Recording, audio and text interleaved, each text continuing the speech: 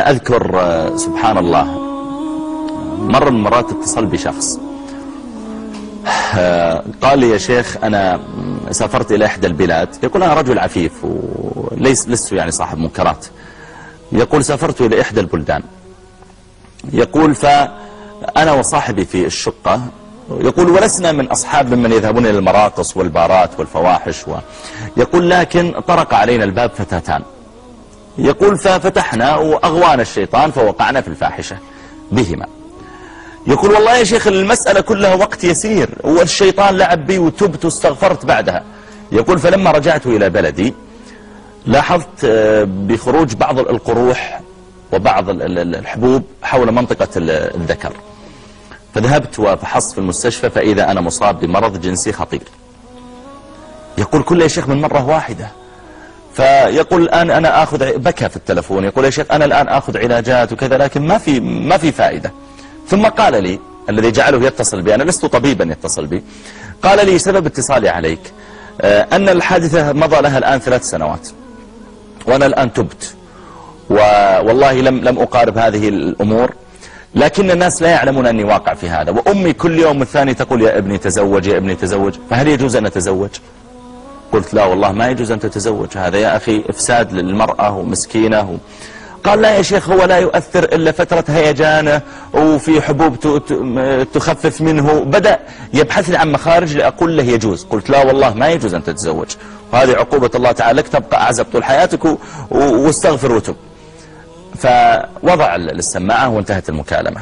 بعدها ب2 أتاني رسالة على هاتفي: فضيلة الشيخ أنا عندي استفتاء أرجو الرد علي. فقلت له: اتصل على فلان وفلان، وضعت بعض أرقام المشايخ غيري لأني كنت مشغولا. قال: لا الفتوى لابد أن تكون منك أنت. فاتصلت به قلت: تفضل، من أنت؟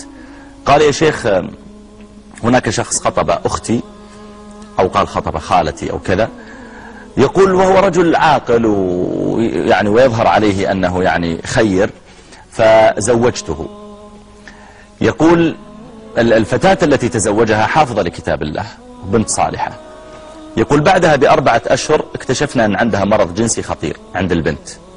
يقول: فتعجبنا، قلنا يا جماعة هذا من وين هذا؟ يمكن دم نقل إليها بالخطأ يمكن. يقول: ثم ظهر عندها سرطان في الرحم، فذهبنا بها إلى المستشفى، بنت حافظ القرآن. يقول: واستأصلوا الرحم عندها، والآن يقول لا تزال تعاني صباحا ومساء من هذا المرض الجنسي.